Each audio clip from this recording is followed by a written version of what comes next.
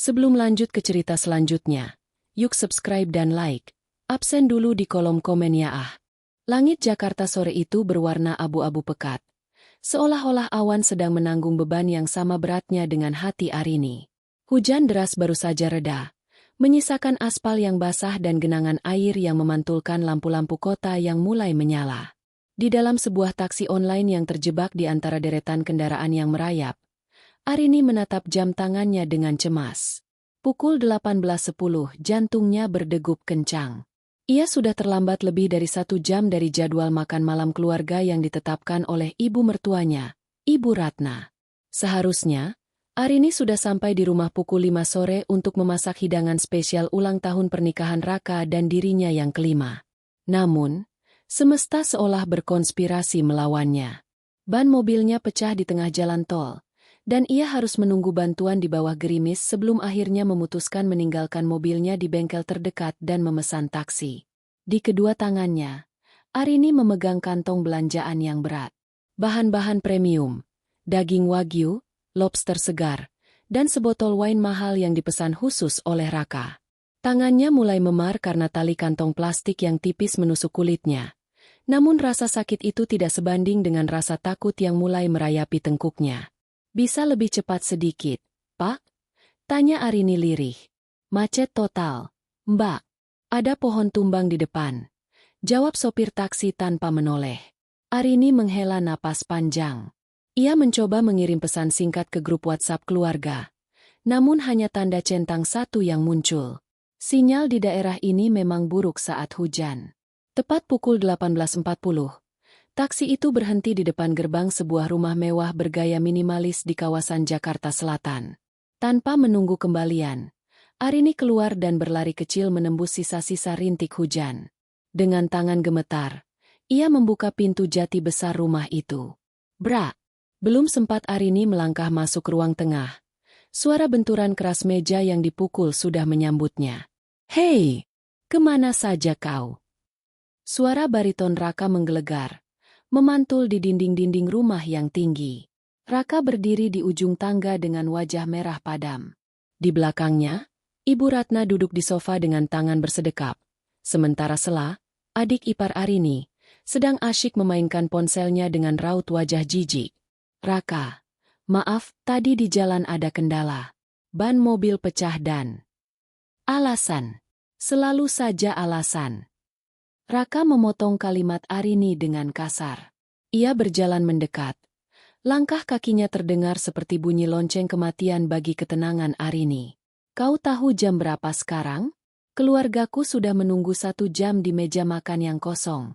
Perut ibuku sudah sakit karena maknya kambuh menunggu masakanmu yang tak kunjung datang. Arini menunduk. Rambutnya yang sedikit basah menutupi wajahnya yang pucat. Aku bawa bahannya sekarang. Aku akan masak secepat mungkin. Hanya butuh 20 menit. 20 menit. Sela menimpali dari sofa tanpa mengalihkan pandangan dari ponselnya. Kak Arini, kamu itu nggak tahu diri ya? Kita ini lapar. Bukan mau nunggu pertunjukan masak. Dasar wanita tak berguna. Nggak bisa diandelin sama sekali. Kalau cuma buat belanja dan masak saja nggak becus. Mending kamu jadi babu beneran saja di pasar. Ibu Ratna berdehem. Suaranya terdengar dingin dan tajam seperti silet. Raka, sudah ibu bilang, kan? Dulu kalau kamu nikah sama anak teman ibu yang pengusaha itu, kita nggak akan kelaparan begini.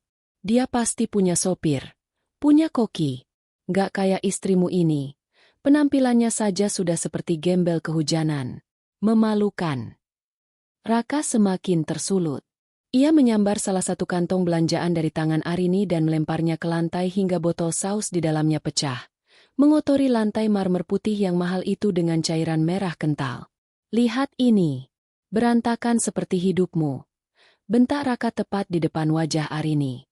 Kamu pikir uang yang aku kasih buat belanja itu hasil metik di pohon? Aku kerja banting tulang di kantor. Dan kamu bahkan gak bisa menyediakan makanan tepat waktu? Kamu itu beban. Arini, cuma beban. Arini merasakan matanya panas. Bulir air mata mulai jatuh. Namun ia segera menyekanya. Ia menatap cairan merah yang merembes di lantai marmer itu. Hatinya perih, bukan karena makian itu, karena ia sudah mendengarnya ribuan kali selama 5 tahun ini, tetapi karena ironi yang sedang terjadi. Raka tidak tahu bahwa rumah ini, marmer tempat ia berdiri, bahkan jabatan, direktur operasional, yang ia banggakan di kantor, semuanya adalah hasil dari tanda tangan rahasia Arini di atas dokumen perusahaan keluarga besarnya yang selama ini ia sembunyikan. Maaf. Hanya itu yang keluar dari bibir Arini. Suaranya datar, nyaris tanpa emosi. Cuma maaf? Kamu pikir maaf bisa mengenyangkan perut kami? Raka mendorong bahu Arini hingga wanita itu terhuyung ke belakang. Sana ke dapur. Bersihkan lantai ini dulu. Lalu masak. Kalau dalam 20 menit makanan belum ada di meja, jangan harap kamu bisa tidur di kamar malam ini.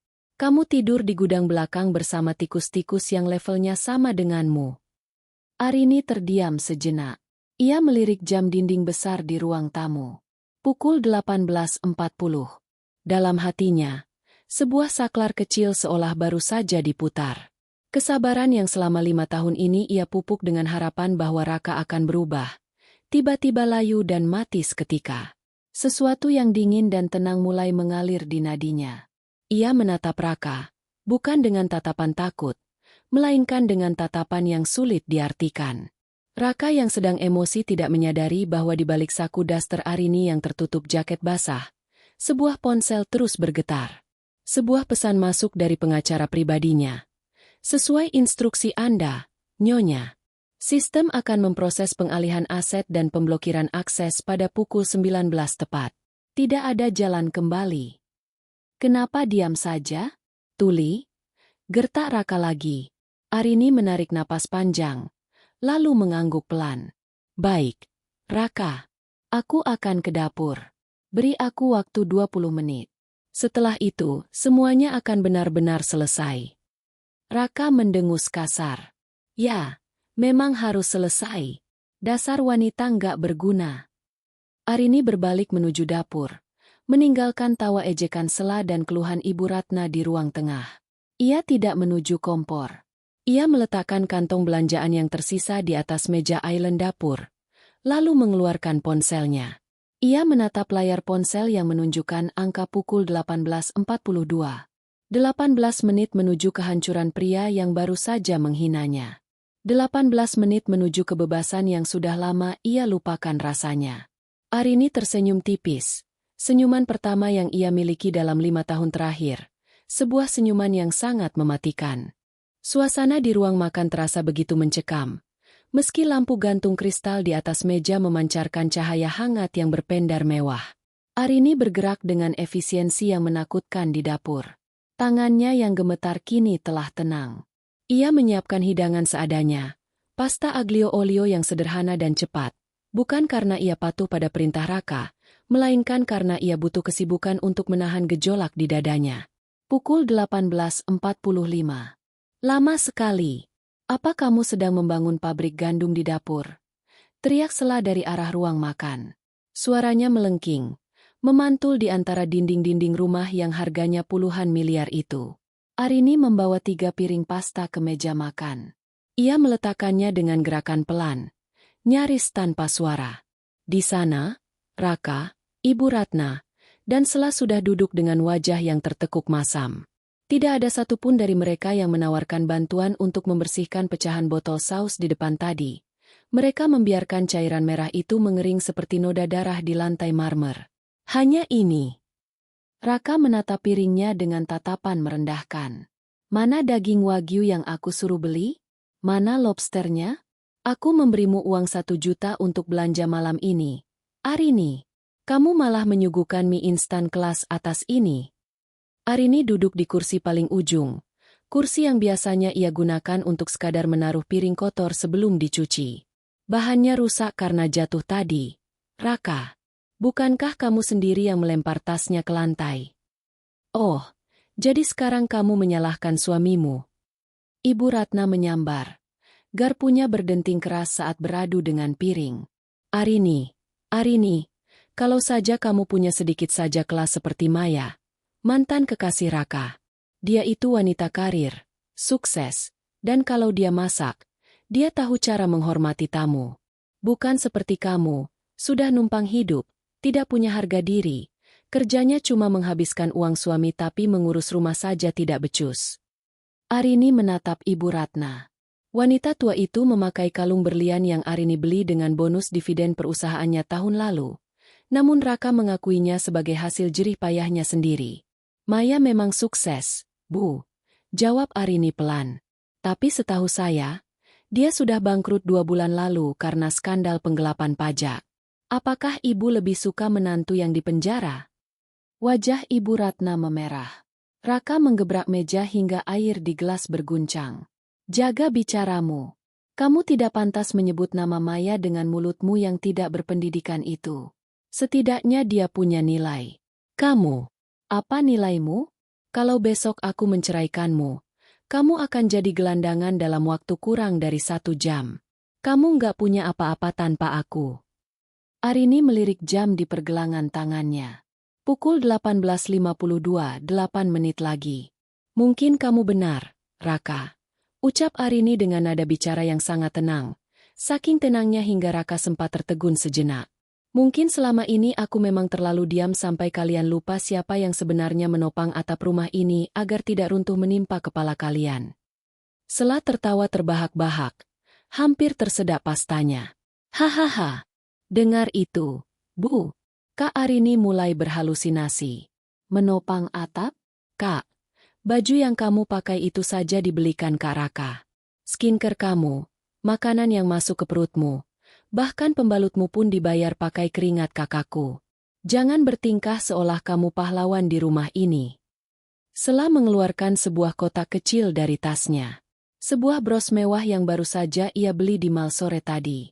Lihat ini, Kak Raka baru saja memberiku tambahan limit kartu kredit tadi pagi. Ini baru namanya hidup. Kamu cuma pelayan yang kebetulan punya buku nikah. Arini menatap bros itu. Ia tahu persis kartu kredit yang digunakan Sela. Itu adalah kartu tambahan dari rekening utama atas nama Arini Putri Kusuma, yang dikelola oleh asisten keuangan keluarganya. Raka hanya memiliki akses karena Arini memberikan izin, pengguna bayangan, agar Raka tidak merasa rendah diri sebagai suami. Bros yang bagus, Sela, kata Arini. Nikmatilah selagi benda itu masih berada di tanganmu. Maksudmu apa? Sela mengerutkan kening, merasa ada yang aneh dengan nada bicara kakak iparnya. Raka menunjuk wajah Arini dengan garpu. Dengar ya, Arini. Aku sudah kehilangan kesabaran. Malam ini adalah puncaknya. Besok, aku akan membawa pengacara ke rumah ini. Kita cerai. Aku sudah muak melihat wajahmu yang menyedihkan itu. Kamu tidak bisa diandalkan. Kamu hanya menghambat karierku. Aku butuh istri yang bisa membantuku naik ke level sosial yang lebih tinggi, bukan wanita yang cuma tahu cara menangis dan terlambat masak. Ibu Ratna mengangguk setuju. Betul itu, Raka. Ibu sudah tidak tahan punya menantu yang tidak ada gunanya. Biar dia pulang ke kampungnya yang kumuh itu. Biar dia sadar betapa beruntungnya dia selama ini bisa tinggal di istana ini. Istana. Arini hampir saja tertawa.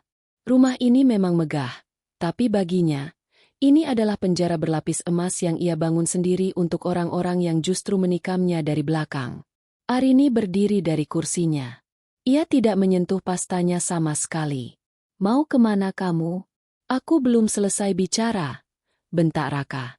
Aku hanya ingin mengambil sesuatu di atas, jawab Arini tanpa menoleh. Sesuatu yang akan mengingatkanmu pada janji pernikahanmu 5 tahun lalu, Raka. Dan sesuatu yang akan menyadarkan kalian tentang apa yang akan terjadi dalam 7 menit ke depan. Jangan lama-lama. Bersihkan pecahan saus di depan setelah itu, teriak Raka lagi. Lalu ia kembali menyantap makanannya dengan rakus, tidak menyadari bahwa itu adalah makanan terakhir yang bisa ia makan dengan tenang di rumah tersebut. Arini berjalan menaiki tangga dengan langkah yang mantap.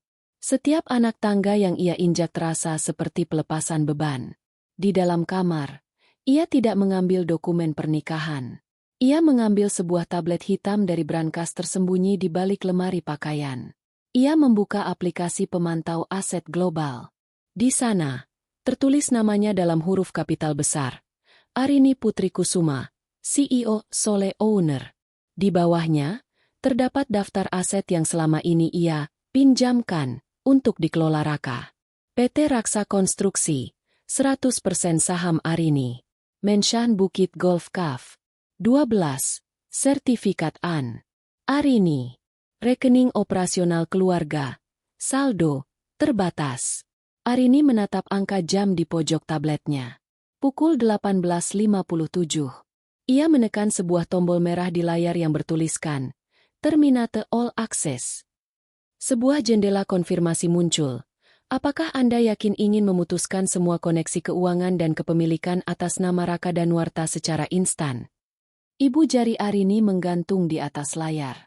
Ia teringat bagaimana Raka dulu melamarnya dengan janji akan melindunginya. Namun, bayangan itu segera hancur saat ia mengingat Makian, wanita tak berguna, yang baru saja dilontarkan suaminya di depan ibu dan adiknya. Arini menekan tombol, yes. Di bawah, ia mendengar suara tawa sela dan suara TV yang dinyalakan dengan volume keras. Mereka masih berpesta di atas kehancuran yang tidak mereka sadari. Arini menarik napas dalam-dalam, menghirup udara kebebasan yang mulai meresap ke paru-parunya. 3 menit lagi. 3 menit sebelum seluruh dunia Raka runtuh. Arini duduk di tepi ranjang yang luas, menatap layar tabletnya yang masih menyala terang. Di lantai bawah, sayup-sayup terdengar suara tawa sela yang melengking, kontras dengan kesunyian yang mencekam di kamar utama ini. Pukul 18.58. 2 menit lagi menuju badai yang sesungguhnya. Sambil menunggu detik-detik itu, ingatan Arini melayang kembali ke 5 tahun yang lalu. Ingatan itu muncul seperti potongan film tua yang mulai usang namun tetap menyakitkan. Banyak orang mengira Arini adalah gadis desa yatim piatu yang beruntung karena dipersunting oleh Raka, seorang eksekutif muda yang sedang naik daun.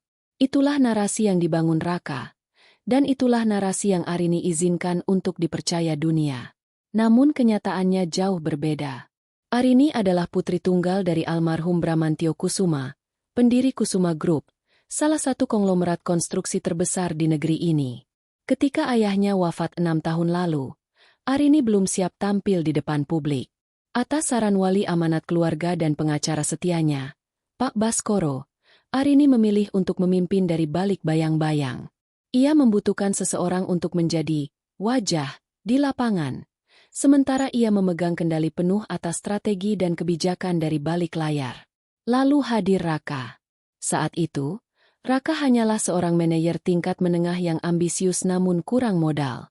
Arini jatuh cinta pada kegigihannya, atau setidaknya, apa yang ia kira sebagai kegigihan. Arini memutuskan untuk memberikan segalanya kepada pria itu. Melalui jaringan perusahaan cangkang dan wali amanat, Arini mengatur agar Raka memenangkan tender besar, mendapatkan promosi jabatan, hingga akhirnya memiliki perusahaan sendiri, PT Raksa Konstruksi. Raka tidak pernah tahu bahwa modal awal perusahaannya berasal dari dana perwalian Arini. Ia tidak pernah tahu bahwa klien-klien besar yang datang kepadanya adalah rekan bisnis ayah Arini yang telah dihubungi secara rahasia. Raka benar-benar percaya bahwa ia sukses karena kehebatannya sendiri. Kamu hanya perlu menjadi istri yang manis di rumah, Arini, ucap Raka pada tahun kedua pernikahan mereka, saat ia mulai jarang pulang karena merasa telah menjadi orang penting. Urusan uang dan dunia luar, itu bagianku. Kamu tidak akan mengerti rumitnya menjalankan bisnis. Arini teringat bagaimana ia hanya tersenyum saat itu, sambil terus memantau laporan audit perusahaan melalui laptopnya di tengah malam saat Raka sudah terlelap. Ia memberikan Raka segalanya. Status, kemewahan, dan rasa bangga yang melangit. Namun, seiring dengan bertambahnya saldo di rekening yang Arini sediakan, berkurang pula rasa hormat Raka kepadanya. Pukul 18.59. 1 menit lagi. Arini berdiri dan berjalan menuju jendela besar yang menghadap ke halaman depan. Di kejauhan, ia melihat sorot lampu mobil yang mulai memasuki area kompleks perumahan elit tersebut. Bukan satu mobil, tapi 3 mobil hitam yang bergerak perlahan namun pasti menuju rumah ini. Itu adalah tim dari kantor pengacara Baskoro Oko, didampingi oleh kurator aset dan petugas keamanan swasta. Arini, cepat turun. Kau mau menghabiskan sisa malammu di atas sana? Suara Raka kembali menggelegar dari bawah. Kali ini terdengar lebih tidak sabar. Sini, bersihkan bekas makanan kami. Ibu mau makan buah, dan kau belum mengupasnya. Arini menarik napas panjang. Ia menutup tabletnya dan menyelipkannya ke dalam tas kecil yang sudah ia siapkan. Ia menatap cermin besar di kamarnya untuk terakhir kali. Tidak ada lagi rona kesedihan atau ketakutan di matanya. Yang ada hanyalah tatapan dingin seorang wanita yang telah selesai memberikan kesempatan. Selama 5 tahun, ia membiarkan dirinya dihina. Ia membiarkan Ibu Ratna memperlakukannya seperti pelayan hanya agar ia bisa merasakan kehangatan keluarga yang tidak ia miliki sejak ayahnya tiada. Ia membiarkan Sela menggunakan kartu kreditnya untuk gaya hidup mewah yang tidak pantas didapatkan gadis itu. Ia bertahan karena ia pikir cinta membutuhkan pengorbanan. Namun malam ini, saat Raka menyebutnya beban dan wanita tak berguna, tepat di hari ulang tahun pernikahan mereka, Arini sadar bahwa ia tidak sedang berkorban. Ia sedang memberi makan monster yang suatu saat akan menelannya hidup-hidup. Detik jam dinding di kamar itu bergerak pelan. Tik-tok-tik. Pukul 19. Seketika itu juga, lampu di seluruh rumah berkedip sekali, pertanda sistem pintar rumah tersebut, yang terintegrasi dengan rekening operasional, baru saja mendeteksi perubahan status kepemilikan yang drastis. Di bawah, terdengar teriakan kaget dari Sela. Loh, wifi-nya mati. Kok tiba-tiba disconnect? Lalu suara Ibu Ratna. Raka, lihat TV-nya. Kenapa mati sendiri? Tokennya habis ya? Raka menyahut dengan nada kesal. Nggak mungkin habis, Bu. Ini bayar tagihan otomatis pakai kartu kredit. Arini, kau apakan kabelnya di atas sana? Arini tidak menjawab. Ia melangkah keluar dari kamar dengan sangat tenang. Ia menuruni anak tangga satu persatu dengan punggung tegak. Tidak lagi membungkuk seperti biasanya. Saat ia sampai di tengah tangga, ia berhenti dan menatap 3 orang di ruang makan itu dengan tatapan yang membuat mereka merinding. Wifi-nya tidak mati karena gangguan, Sela, ucap Arini dengan suara yang jernih, menghentikan ocehan adik iparnya. Lalu kenapa? Cepat perbaiki. Aku sedang live belanja barang branded tadi. Bentak Sela. Arini menoleh ke arah Raka yang sedang memegang ponselnya dengan wajah bingung. Dan TV-nya juga tidak mati karena token habis. Ibu Ratna. Semua layanan itu baru saja diputus karena pemilik sah rekeningnya tidak lagi mengizinkan penggunaan fasilitas di rumah ini. Raka berdiri. Wajahnya mulai menunjukkan kepanikan. Apa maksudmu bicara begitu? Kamu bicara seolah-olah kamu yang punya kendali. Turun kamu dari sana. Dasar gila. Cek ponselmu, Raka, kata Arini singkat. Raka menatap layar ponselnya. Matanya membelalak. Ada selusin notifikasi masuk secara beruntun. Pemberitahuan. Akun bank Anda telah dinonaktifkan. Pemberitahuan. Akses kartu kredit korporat dibatalkan. Pemberitahuan. Anda telah diberhentikan dari jabatan Direktur PT Raksa Konstruksi atas perintah pemegang saham mayoritas. Ini pasti kesalahan sistem. Apa-apaan ini? Suara Raka bergetar. Ia mencoba menelepon asistennya, tapi panggilannya langsung dialihkan ke kotak suara. Arini melanjutkan langkahnya menuruni tangga hingga ia berdiri sejajar dengan mereka. Ia tidak lagi terlihat seperti wanita yang basah kuyup terkena hujan tadi. Ia terlihat seperti seorang ratu yang baru saja merebut kembali tahtanya. Waktunya sudah habis, Raka. Ucap Arini. Kamu bilang aku tidak bisa diandalkan? Mari kita lihat bagaimana kamu mengandalkan dirimu sendiri mulai malam ini. Tepat saat itu, bel pintu berbunyi. Bukan bunyi bel yang ramah, melainkan ketukan tegas yang menandakan otoritas. Sesuatu yang buruk, yang Arini katakan dalam pikirannya 20 menit yang lalu, akhirnya tiba di depan pintu mereka. Wajah Raka berubah dari merah padam menjadi pucat pasi dalam hitungan detik.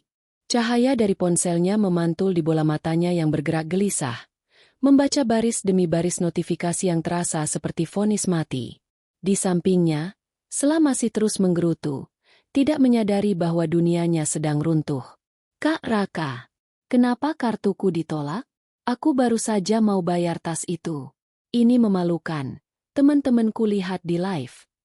Sela menghentakkan kakinya ke lantai, wajahnya merengut manja. Cepat telepon banknya. Pasti mereka salah lihat limit. Raka tidak mendengarkan. Jempolnya gemetar saat mencoba membuka aplikasi mobile bankingnya. Hasilnya tetap sama. Akses ditolak. Silakan hubungi kantor cabang terdekat. Arini, apa yang kamu lakukan?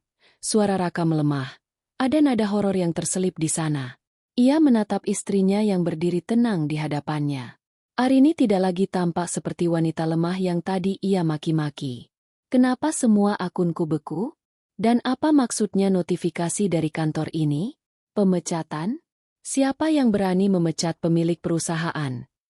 Arini berjalan menuju meja makan, mengambil gelas air putih miliknya yang masih penuh, lalu meminumnya sedikit dengan sangat elegan. Pemilik perusahaan? Raka, sejak kapan kamu merasa menjadi pemilik? Kamu adalah direktur yang ditunjuk. Dan hari ini, masa jabatanmu berakhir karena kegagalan menjaga integritas dan perilaku. Jangan bercanda. Aku yang membangun Raksa konstruksi dari nol. Raka berteriak, mencoba mengembalikan sisa-sisa harga dirinya yang mulai rontok. Dari nol.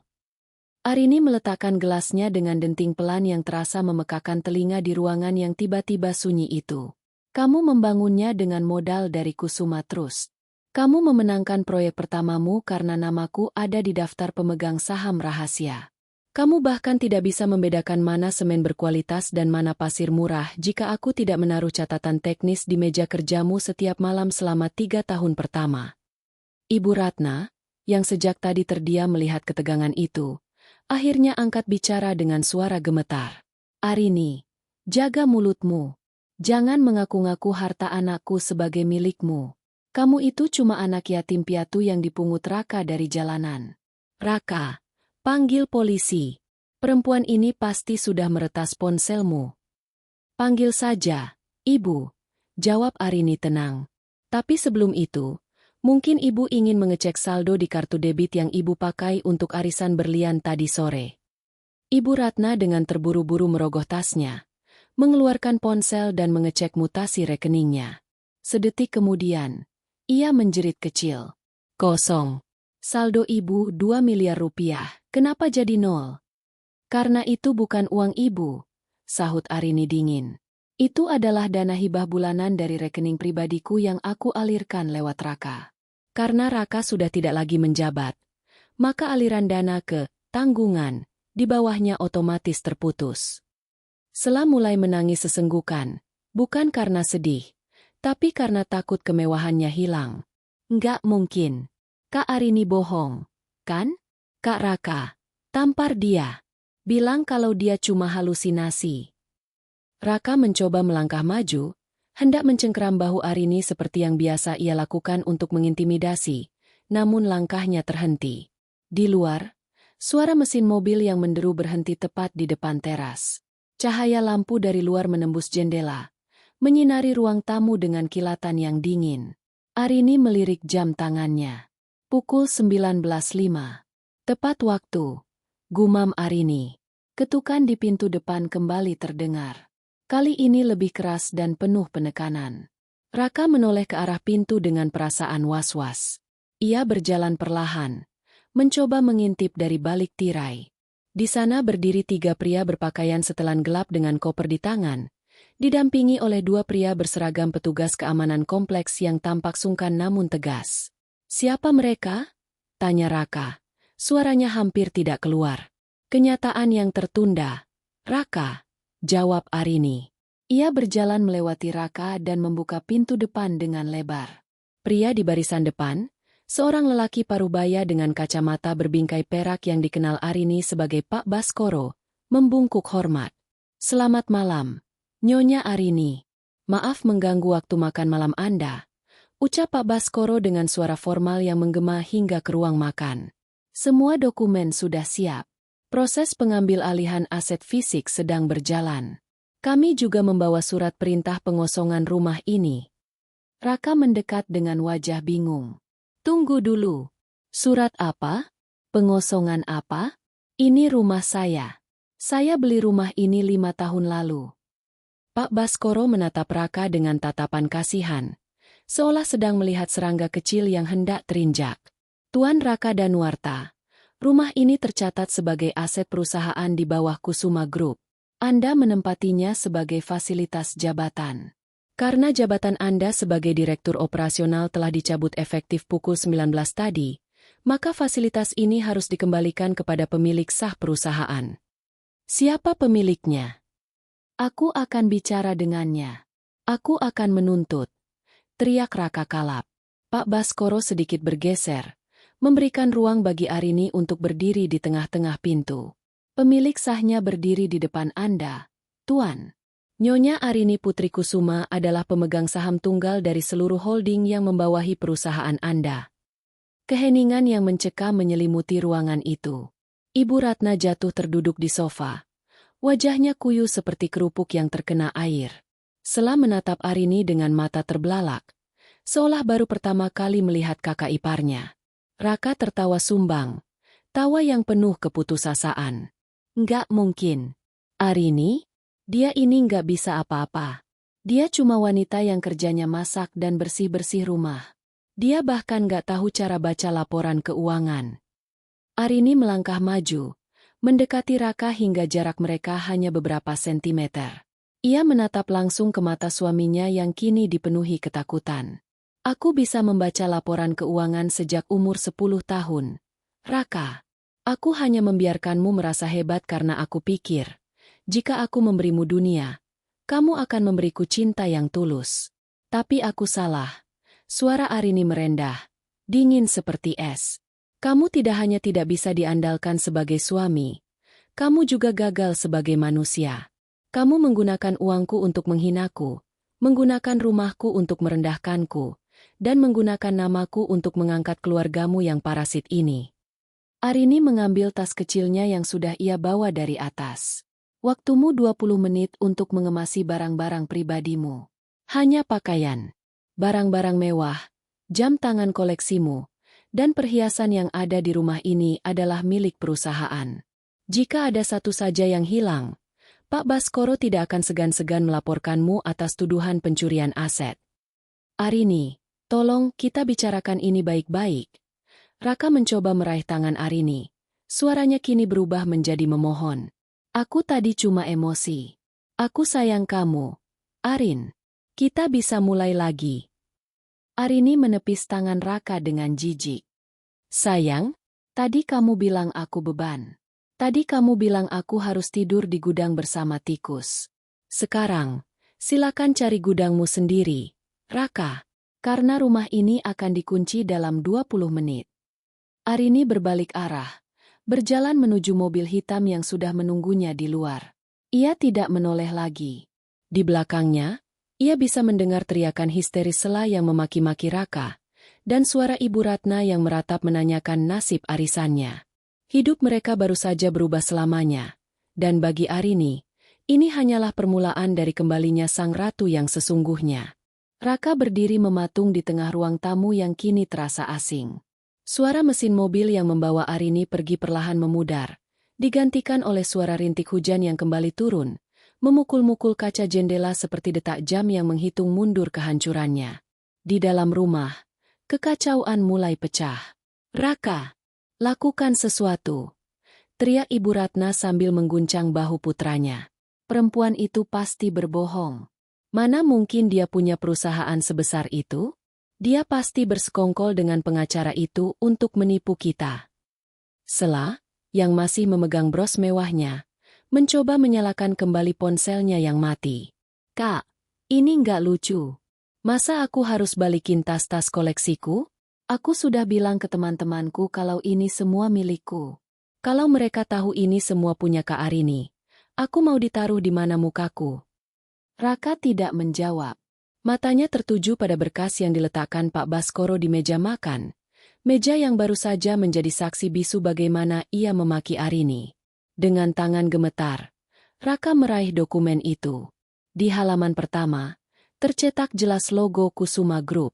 Di bawahnya, sebuah struktur organisasi menunjukkan posisi Ultimate Beneficial Owner, Arini Putri Kusuma. Ada juga lampiran kontrak kerja Raka. Di sana tertera poin kecil yang selama ini tidak pernah ia baca dengan teliti. Jabatan dan fasilitas diberikan selama pemegang saham utama memberikan persetujuan subjektif. Pencabutan persetujuan dapat dilakukan kapan saja tanpa pemberitahuan sebelumnya jika terjadi pelanggaran etika atau perilaku yang merugikan citra pemilik. Dia menjebakku. Bisik Raka. Suaranya serak. Dijebak apa? Pak Baskoro, yang masih berdiri di dekat pintu bersama para petugasnya, menyahut dengan nada dingin. Nyonya Arini memberikan Anda segalanya. Tuan Raka. Dia memberikan Anda panggung, modal, dan nama besar. Anda sendiri yang menghancurkannya dengan kesombongan Anda. Nyonya hanya mengambil kembali apa yang memang miliknya. Tapi saya suaminya. Raka berteriak, mencoba mencari celah hukum. Harta dalam pernikahan adalah harta bersama. Dia tidak bisa mengusirku begitu saja. Pak Baskoro tersenyum tipis. Sebuah senyuman yang membuat bulu kuduk Raka berdiri. Tuan Raka. Apakah Anda lupa? Sebelum menikah, Anda menandatangani perjanjian pranikah yang sangat ketat atas permintaan investor misterius yang membiayai perusahaan Anda. Investor itu adalah Nyonya Arini. Dalam perjanjian itu, ditegaskan bahwa tidak ada pencampuran harta untuk aset-aset di bawah Kusuma Group. Anda hanya memiliki apa yang Anda hasilkan sendiri secara murni. Dan sejauh yang kami audit, rekening pribadi Anda bahkan minus karena gaya hidup keluarga Anda yang boros. Sela menjerit histeris.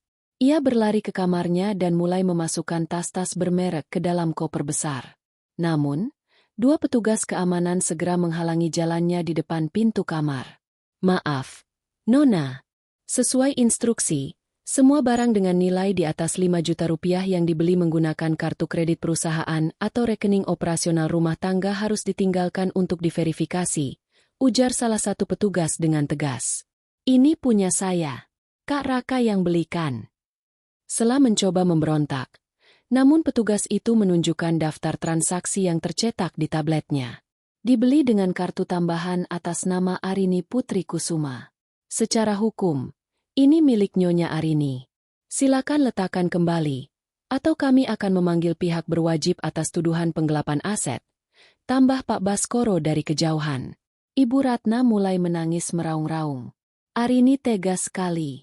Ibu sudah menganggap dia seperti anak sendiri. Anak. Raka menoleh ke ibunya dengan tatapan kosong. Ibu tidak pernah menganggapnya anak. Ibu memperlakukannya lebih buruk dari pembantu. Ibu selalu menyuruhnya menggosok kaki ibu, mencuci baju ibu dengan tangan karena alasan lebih bersih, dan ibu selalu menghinanya setiap hari. Aku melakukan hal yang sama. Raka teringat bagaimana tadi sore ia melempar belanjaan Arini hingga pecah. Ia teringat bagaimana ia menyebut istrinya tidak berguna, padahal setiap sen yang ia habiskan adalah milik istrinya. Selama 5 tahun, ia merasa menjadi raja di istana yang dibangun oleh wanita yang ia injak-injak. Tiba-tiba, ponsel Raka bergetar lagi. Kali ini sebuah pesan dari nomor yang tidak dikenal. Itu dari Arini. Raka, di laci meja kerjamu, ada sebuah amplop coklat. Itu adalah hadiah ulang tahun pernikahan kita yang sebenarnya ingin kuberikan tadi malam. Bacalah. Raka segera berlari ke ruang kerjanya yang mewah. Ruang kerja yang besok mungkin sudah ditempati orang lain. Ia mengacak-acak laci dan menemukan amplop itu. Dengan napas memburu, ia membukanya. Isinya bukan surat cerai. Isinya adalah dokumen pengalihan 10% saham PT Raksa Konstruksi secara penuh atas nama Raka Danuarta. Ada juga catatan kecil dengan tulisan tangan Arini yang rapi. Raka, aku ingin kita benar-benar menjadi mitra.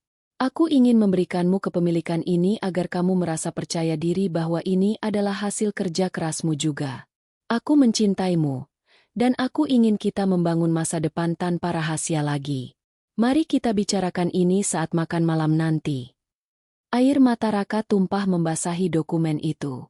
Surat itu ditulis Arini pagi tadi, Sebelum ia pulang membawa belanjaan, sebelum Raka menghardiknya di depan pintu, sebelum Raka memaki dan menyebutnya sampah. Arini sudah siap memberikan dunia kepadanya secara resmi. Arini sudah siap memaafkan segala kebohongannya dan memberinya kesempatan untuk menjadi pemilik asli. Namun, 1 jam kemarahan dan kesombongan Raka telah menghanguskan segalanya. Aku sudah menghancurkan segalanya. Ratap Raka. Ia jatuh berlutut di lantai ruang kerjanya. Di luar, Pak Baskoro melihat jamnya. Tersisa 10 menit. Tuan Raka. Saya sarankan Anda segera mengambil pakaian Anda. Listrik dan air akan diputus total pukul 19.20.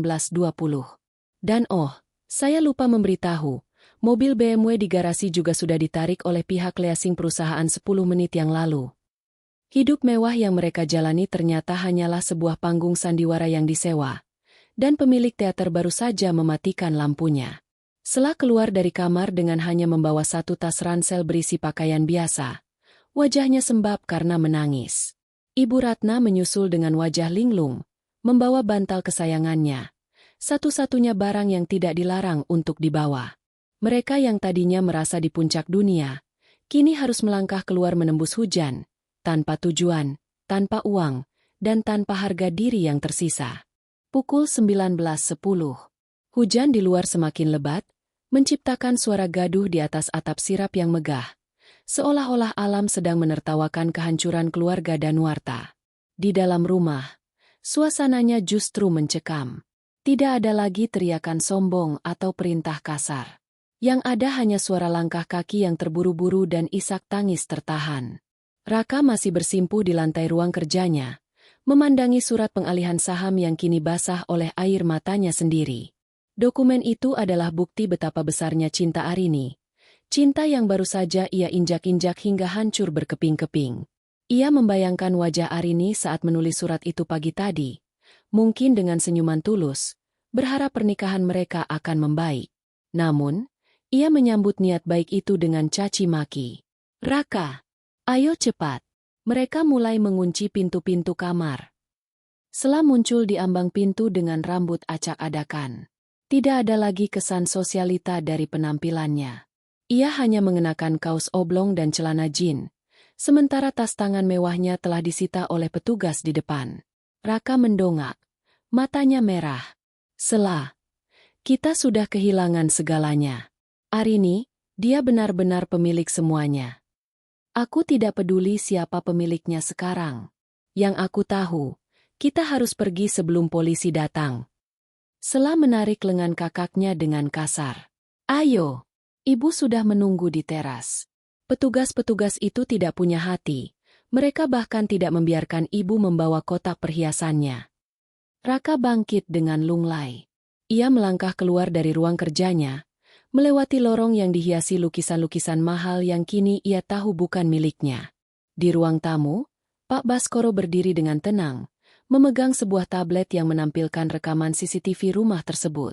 Tuan Raka, saya melihat Anda mencoba membawa jam tangan Rolex dari laci meja kerja. Ucap Pak Baskoro tanpa mengalihkan pandangan dari layar. Silakan letakkan kembali di atas meja marmer itu.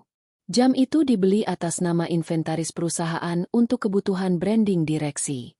Anda tidak berhak membawanya. Raka tertegun. Ia meraba sakunya. Benar, ia sempat memasukkan jam itu secara refleks. Dengan tangan gemetar, ia mengeluarkan benda berkilau itu dan meletakkannya di meja. Bunyi klanting saat jam itu menyentuh marmer terasa seperti palu hakim yang mengetuk vonis terakhirnya. 20 menit yang lalu, kau menyebutnya wanita tak berguna, Tuan Raka. Gumam Pak Baskoro, kini menatap Raka langsung ke mata. Padahal, tanpa wanita tak berguna, itu, Anda hanyalah seorang pengangguran dengan tumpukan utang kartu kredit. Tahukah Anda bahwa Arini jugalah yang diam-diam melunasi utang judi bola Anda tahun lalu agar Anda tidak dipenjara? Raka terperangah. Apa? Utang itu? Katanya dilunasi oleh investor anonim. Investor anonim itu adalah istri Anda. Dia melindungi nama baik Anda bahkan saat Anda mengkhianatinya dengan kebohongan. Lanjut Pak Baskoro dengan nada jijik. Sekarang, silakan keluar. Waktu Anda habis. Raka berjalan menuju pintu depan. Di sana, Ibu Ratna berdiri mematung di bawah guyuran hujan yang tempias ke teras. Wanita tua itu memeluk sebuah tas kain berisi pakaian seadanya. Wajahnya yang biasanya penuh bedak mahal kini tampak keriput dan kuyu. Saat melihat Raka, ia langsung meratap. "Raka, bagaimana ini? Kita mau kemana? Ibu tidak punya uang tunai. Semua kartu ibu mati. Ibu tidak bisa tidur di hotel kalau tidak ada kartu." "Kita ke rumah lama kita, Bu," jawab Raka lirih. "Rumah di pinggiran kota itu? Yang kecil dan pengap itu?" "Tidak mau. Ibu tidak mau kembali ke sana," teriak Ibu Ratna histeris. "Itu satu-satunya aset yang tidak disita karena atas nama almarhum ayah, Bu," ucap Raka dengan suara yang hampir habis. "Itu pun kalau listriknya masih menyala." Saat mereka melangkah menuruni anak tangga teras, sebuah truk derek masuk ke halaman. Petugas mulai memasang rantai pada mobil BMW seri 7 milik Raka dan mobil Mini Cooper milik Sela. "Tidak, jangan ambil mobilku."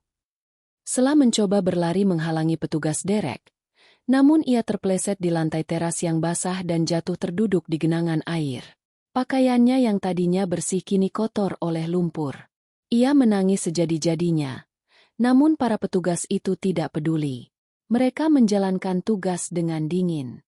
Pukul 19.20. Jlep. Tepat pada waktunya, seluruh lampu di rumah mewah itu padam. Sistem keamanan otomatis mengunci seluruh jendela dan pintu dengan suara logam yang beradu tajam. Rumah itu kini tampak seperti peti mati besar yang gelap dan dingin di tengah hujan. Raka, Ibu Ratna, dan Sela berdiri di depan gerbang yang baru saja digembok oleh petugas keamanan. Mereka basah kuyup, kedinginan, dan hampa. Jalanan di depan mereka gelap, sesekali diterangi oleh kilat yang menyambar di langit. Tiba-tiba, sebuah mobil sedan mewah berwarna perak melambat di depan mereka. Kaca jendela belakang menurun perlahan. Di dalamnya, Arini duduk dengan tenang. Ia sudah berganti pakaian dengan blazer hitam yang elegan, rambutnya tersisir rapi, dan wajahnya memancarkan aura otoritas yang belum pernah mereka lihat sebelumnya. Raka berlari mendekati mobil itu, mengetuk kacanya dengan putus asa. Arini, maafkan aku. Beri aku satu kesempatan lagi. Aku akan berubah. Aku janji. Jangan tinggalkan aku seperti ini." Arini menatap Raka dari balik kaca. Tidak ada kebencian di matanya. Yang ada hanyalah kekosongan yang jauh lebih menyakitkan daripada kemarahan. "Raka." Suara Arini terdengar jernih dari balik jendela yang sedikit terbuka. "Kamu benar tentang satu hal tadi malam. Hidupku akan berubah selamanya. Tapi kamu salah tentang siapa yang tidak berguna. Aku baru saja menyadari bahwa hal paling tidak berguna dalam hidupku selama 5 tahun ini adalah kamu." Arini memberi tanda kepada sopirnya. Mobil itu mulai bergerak maju. "Arini, tunggu. Ibu minta maaf." "Nak." "Arini," teriak Ibu Ratna, mencoba mengejar mobil itu namun kakinya yang renta tak sanggup melangkah jauh.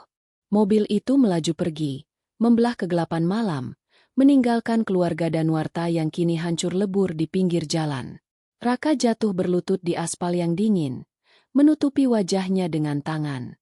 Ia teringat kalimat terakhirnya kepada Arini di meja makan, "Kamu nggak punya apa-apa tanpa aku." Kini, kenyataan berbalik menghantamnya dengan telak. Dialah yang tidak punya apa-apa tanpa Arini. Dan 20 menit yang ia remehkan tadi, benar-benar telah mengubah hidupnya menjadi neraka selamanya. Hujan terus mengguyur aspal jalanan di depan rumah yang kini telah terkunci rapat. Raka masih bersimpuh, membiarkan air hujan membasahi kemeja mahalnya yang kini tak lebih dari seonggok kain basah yang tak berharga. Di sampingnya, Ibu Ratna meratap. Suaranya parau beradu dengan gemuruh guntur. Sela hanya terduduk lemas, menatap kosong ke arah truk derek yang perlahan menjauh membawa Mini Cooper kesayangannya. Bagi dunia luar, ini hanyalah sebuah penyitaan aset biasa. Namun bagi Raka, ini adalah ledakan bom yang menghancurkan seluruh fondasi eksistensinya. Ponsel Raka yang masih menyala di genggamannya bergetar hebat. Sebuah panggilan masuk dari nomor yang sangat ia kenal. Maya, mantan kekasihnya, Wanita yang tadi dipuji-puji oleh ibunya sebagai sosok yang lebih berkelas daripada Arini. Dengan sisa harapan yang tipis, Raka mengangkat telepon itu. Maya? Maya, tolong aku. Arini gila. Dia mengambil semuanya. Aku butuh tempat tinggal. Aku butuh. Raka? Oh, syukurlah kamu angkat. Suara Maya terdengar terburu-buru, namun tidak ada nada simpati di sana. Dengar, aku baru saja mendapat kabar dari orang dalam perbankan. Semua rekening yang terafiliasi dengan namamu dibekukan karena investigasi pencucian uang dan penyalahgunaan dana perusahaan. Dan namaku terseret karena kamu pernah memberiku apartemen itu. Maya, apa maksudmu? Aku sedang kesulitan. Maksudku, jangan hubungi aku lagi. Maya memotong dengan ketus. Aku baru saja mengosongkan apartemen itu sebelum disita. Dan Raka, sejujurnya, aku hanya bersamamu karena aku pikir kamu benar-benar pemilik Raksa Konstruksi. Kalau kamu cuma karyawan, istrimu yang baru saja dipecat, kita tidak punya urusan lagi. Jangan pernah cari aku. Klik. Panggilan terputus. Raka menatap layar ponselnya yang kini menunjukkan peringatan. Baterai lemah. 2%. Itulah sisa terakhir dari kekuasaannya. Maya, wanita yang ia jadikan alasan untuk merendahkan Arini, telah membuangnya seperti sampah di saat pertama kali ia jatuh. Raka, siapa itu? Maya, apa dia bilang kita bisa ke rumahnya? Tanya Ibu Ratna dengan wajah penuh harap yang menyedihkan. Raka tertawa miris. Tawa yang terdengar seperti rintihan. Maya sudah pergi, Bu. Dia tidak butuh pria yang tidak punya apa-apa. Tapi perhiasan ibu? Arini tidak bisa mengambilnya begitu saja. Ibu Ratna mulai histeris lagi. Itu hak ibu. Ibu sudah menjaga rumah ini. Ibu bukan menjaga rumah ini. Ibu menikmatinya seperti parasit. Suara Raka tiba-tiba meninggi, meluapkan rasa frustrasi yang memuncak. Kita semua parasit, Bu. Kita menghina orang yang memberi kita makan, dan sekarang kita mendapatkan balasannya. Ibu Ratna terdiam, tersentak oleh bentakan putranya yang selama ini selalu memanjakannya. Sela mulai terisak lagi. Terus kita tidur di mana malam ini? Aku kedinginan, Kak. Raka melihat sekeliling. Di lingkungan elit ini, tidak ada angkutan umum yang lewat di jam seperti ini. Tetangga-tetangga di sekitar memang keluar ke balkon mereka, namun bukan untuk menolong. Mereka menonton dengan ponsel di tangan, mengabadikan kejatuhan keluarga Danuarta yang selama ini dikenal sombong dan suka pamer. Beberapa menit yang lalu, Raka merasa berada di puncak rantai makanan. Sekarang, ia merasa seperti binatang sirkus yang gagal dan dibuang ke jalanan. Ia teringat kembali pada bom yang meledak tepat pukul 19 tadi. Bukan hanya tentang harta, tapi tentang rahasia besar yang Arini simpan. Selama ini, Raka merasa dirinya adalah pemain catur yang hebat, mengatur strategi bisnis dan mengendalikan istrinya. Namun ternyata, ia hanyalah salah satu bidak di papan catur yang dikendalikan Arini. Dan Arini baru saja melakukan skakmat. Raka mencoba mengingat kembali wajah Arini di meja makan tadi. Wajah yang tenang, hampir menyerupai malaikat pencabut nyawa bagi egonya. Bagaimana bisa ia tidak menyadari ketajaman di balik mata itu? Bagaimana bisa ia begitu buta hanya karena daster dan celemek yang dikenakan istrinya setiap hari? Tiba-tiba, lampu jalan di depan rumah itu mati, menyisakan kegelapan total. Rupanya, pemutusan akses yang dilakukan Arini tidak hanya menyerang rumah, tetapi juga mempengaruhi status keanggotaan mereka di kompleks tersebut yang dibayar melalui sistem prepaid perusahaan. Kita harus jalan kaki sampai gerbang depan kompleks, ucap Raka dengan nada pasrah. Mungkin di sana kita bisa dapat taksi. Kalau ada yang mau menerima pembayaran tunai yang tersisa di dompetku. Raka merogoh dompetnya. Hanya ada 3 lembar uang 100.000 rupiah. Itu adalah sisa uang tunai yang ia bawa. Kartu kredit hitamnya, kartu debit prioritasnya, semuanya kini hanya tumpukan plastik yang tak berguna. Mereka mulai berjalan terseok-seok menembus hujan. Ibu Ratna memegangi lengan Raka. Langkahnya berat. Sela berjalan di belakang, menyeret ranselnya yang kotor. Setiap langkah yang mereka ambil menjauh dari rumah mewah itu terasa seperti langkah menuju liang kubur bagi masa depan mereka. Di tengah perjalanan, Raka melihat bayangannya di genangan air yang diterangi kilat. Ia tidak lagi melihat seorang direktur operasional yang gagah. Ia melihat seorang pria yang hancur, yang baru saja kehilangan segalanya karena 1 jam kesombongan yang bodoh. "Arini," bisik Raka dalam hati, "apa yang sudah aku lakukan?" Namun tidak ada jawaban selain suara petir yang menggelegar. Bom itu sudah meledak, dan puing-puingnya kini mengubur mereka hidup-hidup. Hidup Raka memang berubah selamanya, persis seperti yang dipikirkan Arini 20 menit yang lalu. Hanya saja, Raka tidak pernah membayangkan bahwa perubahannya akan sekelam ini. Hujan mulai mereda menjadi gerimis tipis yang menusuk tulang, meninggalkan aroma tanah basah dan sisa-sisa kemewahan yang kini terasa hambar. Raka, Ibu Ratna, dan Sela akhirnya sampai di pos penjagaan depan kompleks perumahan. Mereka berdiri di sana, menggigil di bawah lampu neon yang berkedip-kedip. Sementara para petugas keamanan yang biasanya membungkuk hormat kini menatap mereka dengan tatapan curiga dan menjaga jarak. Raka mencoba mengatur napasnya. Di dalam kepalanya, satu pertanyaan besar terus berputar seperti kaset rusak. Siapa sebenarnya Arini? Selama 5 tahun, ia merasa telah menaklukkan wanita itu. Ia menganggap Arini sebagai gadis yang beruntung, bisa dinikahi oleh pria seperti dirinya. Ia mengingat kembali saat-saat awal mereka bertemu. Arini selalu tampil sederhana, tidak pernah menuntut barang mewah, dan selalu mendengarkan keluh kesahnya tentang pekerjaan dengan sabar. Raka merasa hebat di depan Arini karena Arini membiarkannya merasa hebat. "Raka, kita harus menelepon pamanmu di Surabaya." Suara Ibu Ratna memecah lamunan Raka. "Dia pasti bisa meminjamkan uang. Bilang saja ini ada masalah teknis di bank." "Paman sudah tahu, Bu," jawab Raka pahit. "Ponselku mati, tapi tadi sebelum mati, ada pesan singkat dari sekretaris perusahaan. Kabar pemecatanku sudah tersebar di grup WhatsApp keluarga besar dan relasi bisnis. Arini memastikan tidak ada satupun pintu yang terbuka untuk kita." Sela tiba-tiba mendongak. Matanya yang sembab berkilat karena amarah. "Siapa sebenarnya wanita itu? Kak Raka, kamu nikah sama siapa sih? Kenapa dia bisa punya kekuasaan sejahat itu? Aku benci dia. Aku benci dia." "Dia bukan jahat. Sela, dia cuma pemiliknya," bisik Raka. Pertanyaan Sela memicu ingatan Raka pada sebuah kejadian kecil 3 tahun lalu.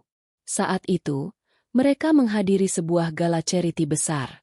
Arini bersikeras tidak ingin ikut, namun Raka memaksanya untuk datang sebagai aksesori di lengannya. Di acara itu, Raka sibuk mendekati para petinggi perusahaan, sementara Arini hanya berdiri di pojok sambil memegang segelas jus. Raka ingat melihat seorang pria tua yang sangat berpengaruh, salah satu menteri di kabinet, berjalan melewati kerumunan. Pria itu sempat berhenti sejenak saat melihat Arini. Raka awalnya mengira pria itu tertarik pada kecantikan Arini, namun sekarang ia mengingat ekspresi pria itu. Itu bukan tatapan menggoda, melainkan tatapan penuh rasa hormat, seolah ia sedang melihat seseorang yang pangkatnya jauh di atasnya. Saat itu, Arini hanya memberikan anggukan kecil, dan pria menteri itu membalasnya dengan bungkukan kepala yang dalam sebelum melanjutkan jalan. Dulu, Raka mengira itu hanya kebetulan. Sekarang, ia sadar itu adalah pengakuan otoritas. "Dia adalah Arini Putri Kusuma," gumam Raka. Suaranya bergetar saat menyebut nama belakang itu. "Kusuma dari Kusuma Group. Bodohnya aku. Aku pikir itu hanya nama belakang yang umum. Aku tidak pernah bertanya tentang keluarganya karena aku terlalu sibuk membanggakan keluargaku sendiri." Raka teringat bagaimana Arini selalu menolak jika diajak berfoto untuk majalah bisnis. Ia selalu berkata, "Biarkan kamu saja yang jadi bintangnya, Raka. Aku lebih suka di rumah."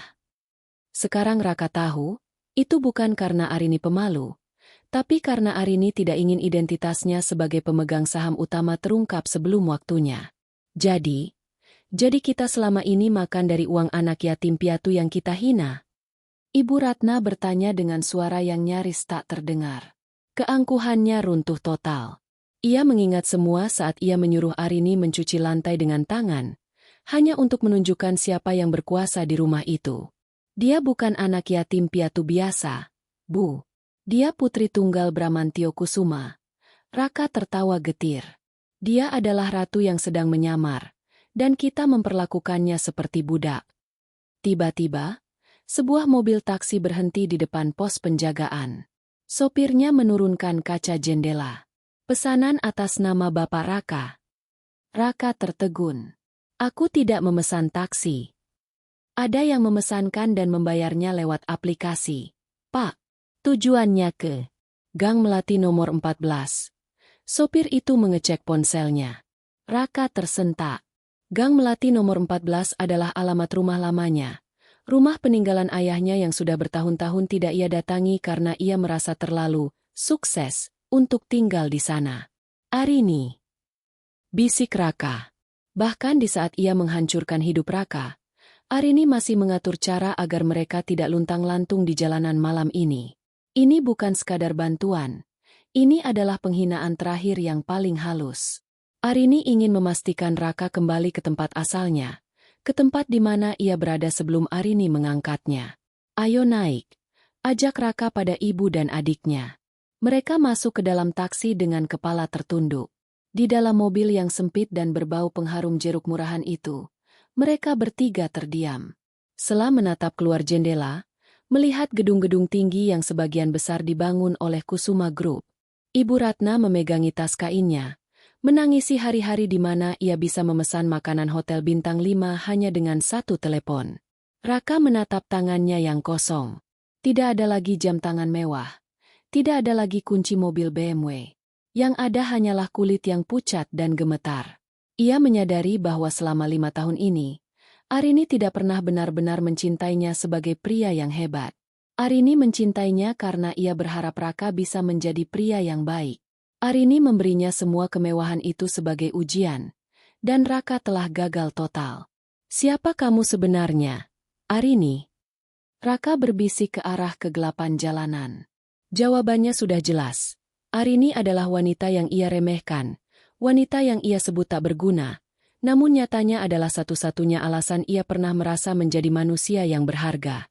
Sekarang, tanpa Arini, Raka bukan siapa-siapa. Ia hanyalah bayangan dari pria yang pernah bermimpi tinggi di atas tumpukan harta milik orang lain. Taksi itu terus melaju, membawa mereka pergi dari gemerlap Jakarta Selatan menuju gang sempit yang akan menjadi penjara baru bagi penyesalan mereka selamanya. Taksi berhenti di sebuah gang sempit yang hanya cukup dilewati satu mobil. Penerangan jalan di sini temaram, kontras dengan lampu-lampu jalanan boulevard yang baru saja mereka tinggalkan. Di depan sebuah pagar besi yang sudah berkarat, sopir taksi menoleh. Sudah sampai, Pak, Gang Melati nomor 14. Ucap sopir itu datar. Raka turun dengan langkah berat. Diikuti Ibu Ratna yang memandang sekeliling dengan tatapan ngeri. Rumah itu kecil, tipe 36 dengan cat yang sudah mengelupas di sana-sini. Halamannya ditumbuhi rumput liar yang tinggi karena sudah bertahun-tahun tidak dirawat. Bau tanah basah dan selokan yang tersumbat menyambut indera penciuman mereka. Raka, ibu tidak bisa tinggal di sini. Lihat. Pintunya saja miring begitu. Ibu Ratna meratap sambil memegangi tas kainnya erat-erat. Bagaimana kalau ada kecoa? Bagaimana kalau atapnya bocor? Ini rumah kita yang tersisa, Bu. Setidaknya kita punya atap. Jawab Raka ketus. Ia tidak punya energi lagi untuk melayani keluhan ibunya. Raka merogoh sakunya, mencari kunci cadangan yang untungnya selalu ia simpan di dompetnya. Saat pintu terbuka, bau apek dan debu tebal menyeruak. Setelah masuk sambil menutup hidung, ia duduk di kursi kayu tua yang berderit di ruang tamu yang sempit. Aku mau pulang, aku mau balik ke rumah Kak Raka yang dulu. Tangis setelah pecah lagi. Aku nggak mau di sini. Kasurnya pasti keras. Aku nggak bisa tidur. Raka mengabaikan adiknya. Ia duduk di lantai semen yang dingin, menyandarkan punggungnya ke dinding yang lembab. Di tengah kesunyian malam itu, Ponselnya yang sempat mati karena kehabisan baterai tiba-tiba berkedip sebentar sebelum benar-benar padam total. Namun, di saat-saat terakhir itu, sebuah pesan masuk sempat terbaca di layar kunci. Itu adalah email otomatis dari sistem perbankan. Pembayaran terakhir untuk taksi online dan biaya pembersihan rumah Gang Melati 14 telah diselesaikan oleh pihak ketiga. Arini.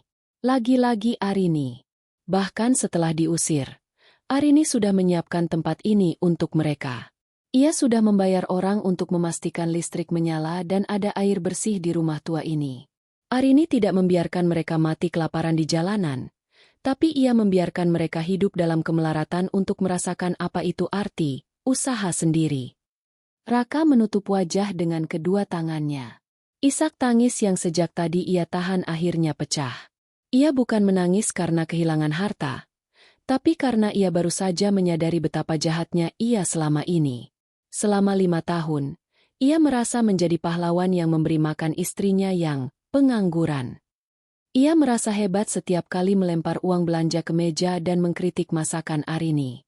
Ia merasa berkuasa setiap kali membiarkan ibunya menghina Arini di depan matanya tanpa pernah membela istrinya sekalipun. "Raka, besok kamu harus ke kantor." Ibu Ratna tiba-tiba bersuara. Suaranya penuh manipulasi yang biasa ia gunakan. "Minta maaf pada bosmu. Bilang ini semua salah paham. Pasti ada cara untuk kembali jadi direktur.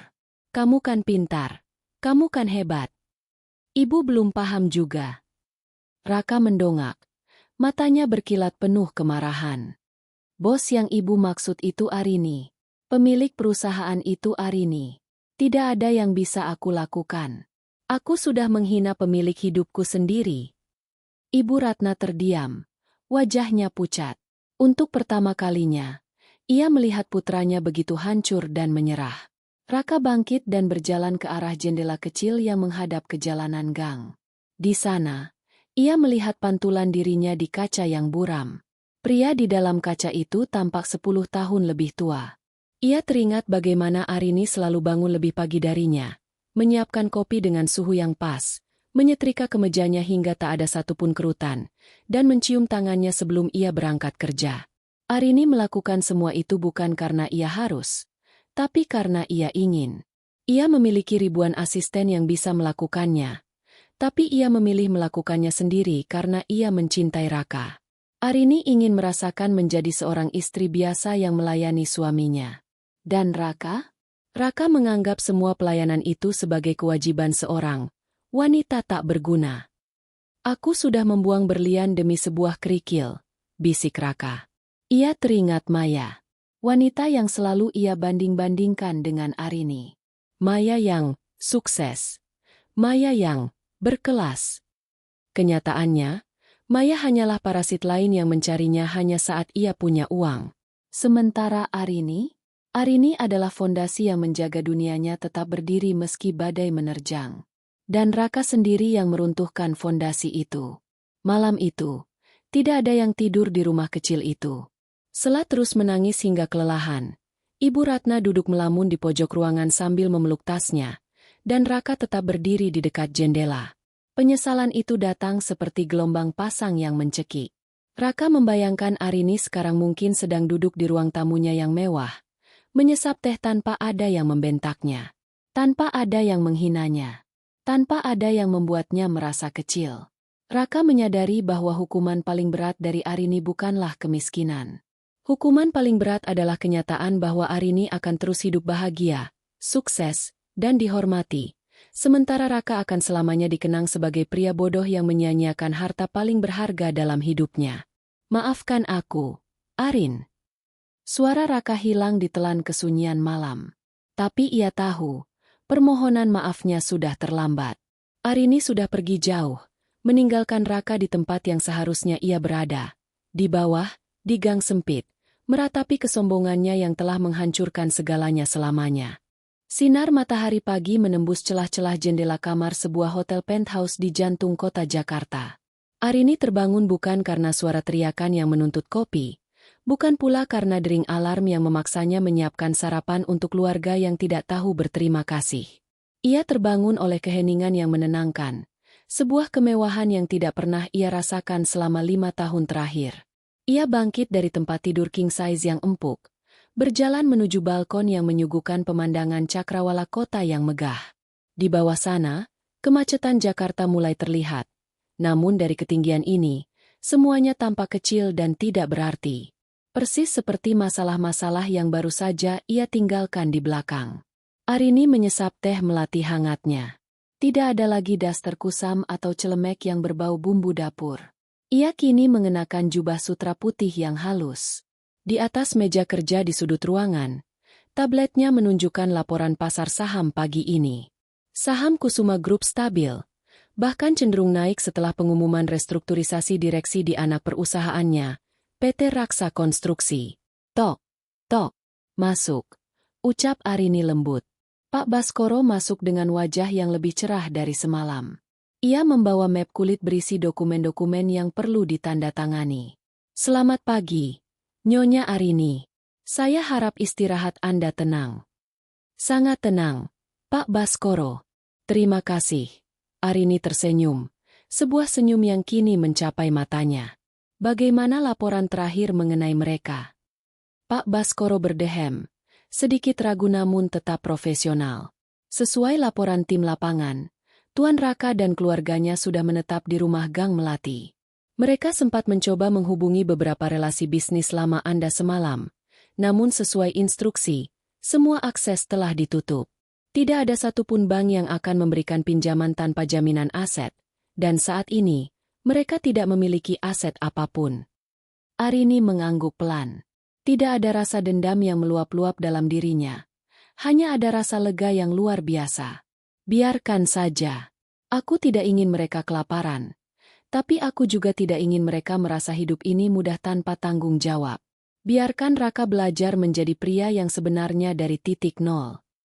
Ada satu hal lagi, Nyonya. Tambah Pak Baskoro. Tuan Raka mendatangi kantor pusat pagi ini. Ia memohon untuk bertemu Anda. Ia terlihat sangat berantakan. Arini terdiam sejenak, memandang jauh ke arah gedung-gedung pencakar langit. Sampaikan padanya, aku tidak menerima tamu tanpa janji temu. Dan sampaikan bahwa semua komunikasi selanjutnya hanya boleh melalui pengacara. Masa depan yang ia hancurkan semalam tidak bisa dibangun kembali hanya dengan satu kata maaf di pagi hari. Setelah Pak Baskoro pamit, Arini bersiap-siap. Hari ini adalah hari pertamanya secara resmi tampil sebagai pemegang saham utama di depan Dewan Direksi Kusuma Group. Selama bertahun-tahun ia bersembunyi di balik peran, istri rumahan. Membiarkan harga dirinya diinjak-injak demi menjaga perasaan suaminya. Ia menyadari sekarang bahwa mencintai seseorang tidak seharusnya membuat kita menjadi lebih kecil. Arini mengenakan setelan blazer berwarna biru navy yang tegas namun elegan. Ia memoles bibirnya dengan warna merah berani, warna yang dulu selalu dilarang oleh Raka karena dianggap terlalu mencolok untuk seorang istri. Ia menatap pantulan dirinya di cermin besar. Ini aku yang sebenarnya, bisiknya pada diri sendiri. Turun ke lobi, sebuah mobil Rolls-Royce hitam sudah menunggunya. Sopir membukakan pintu dengan hormat. Saat mobil itu membelah jalanan Jakarta, Arini melihat keluar jendela. Ia melihat papan reklame besar yang dulu menampilkan wajah Raka sebagai eksekutif muda tahun ini. Kini, wajah itu sudah mulai diturunkan oleh para pekerja, siap diganti dengan kampanye baru. Dunia terus berputar.